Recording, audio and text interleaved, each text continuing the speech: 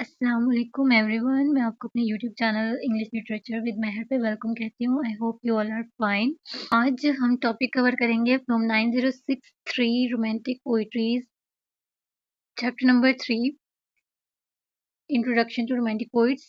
Early romantic poets. Early romantic poets में 3 poets आते हैं William Blake, William Wordsworth and Samuel Taylor Coleridge.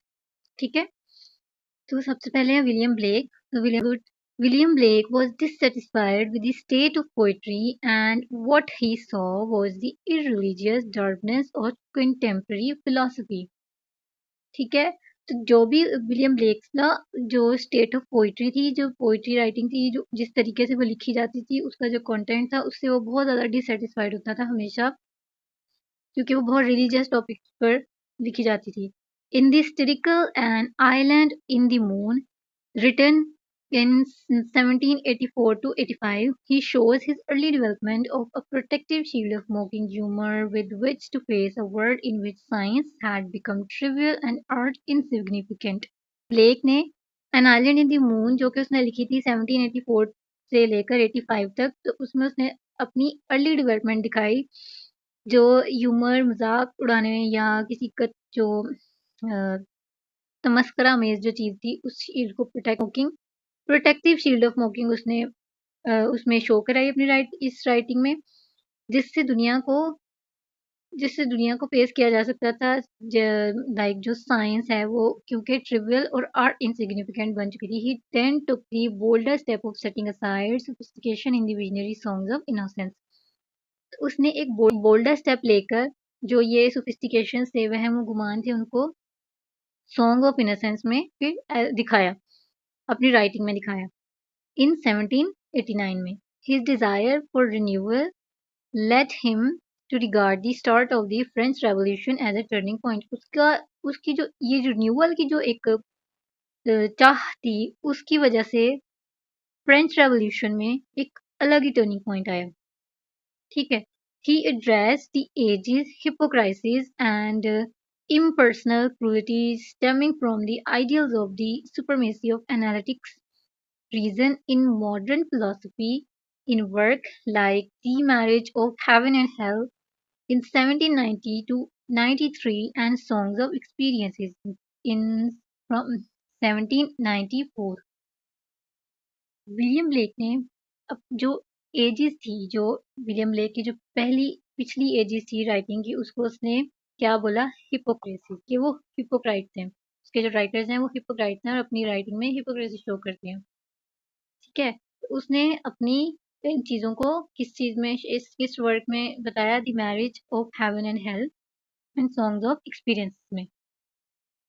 As it became clear that the revolution's ideals would not be realized in his lifetime.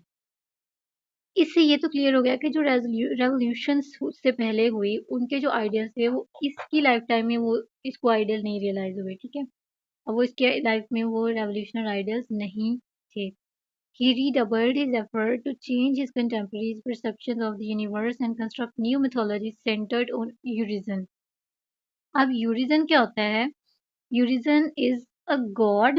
यूरिजन है, ये क्या है कि black ने जो एक मिथोलॉजी इन्वेंट की यूरिजन के नाम से, वो क्या था कि यूरिजन is creator of men, a god of immense power who invented a repressive web of laws and religion based on reason. ठीक है, एक ऐसा गॉड जिसके पास इमेंस पावर है और जिसने इन्वेंट किया है एक रिप्रेसिव वेब ऑफ लॉज। ठीक है, बहुत कंट्रोलिंग वेब ऑफ लॉज, और रिलीजन जो है वो बेस्ड हैं किस पे? रीजन पे। क्लियर?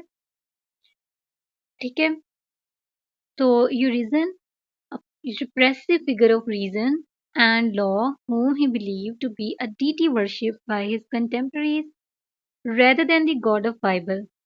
ठीक है, the first book of Urizen in 1794 and more ambitiously the unfinished work Wala, later redrafted as the Four Zwas, written from around 1796 to approximately 1807, told the story of Urizen's ascension. ठीक है,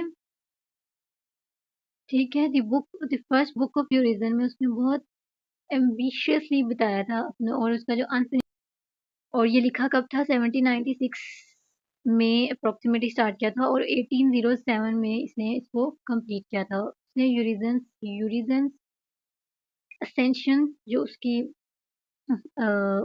ascension mean उसकी जो अरूज था, उसको उसकी उसका जो अरूज था उसको उसने, उसकी स्टोरी को उसने बताया।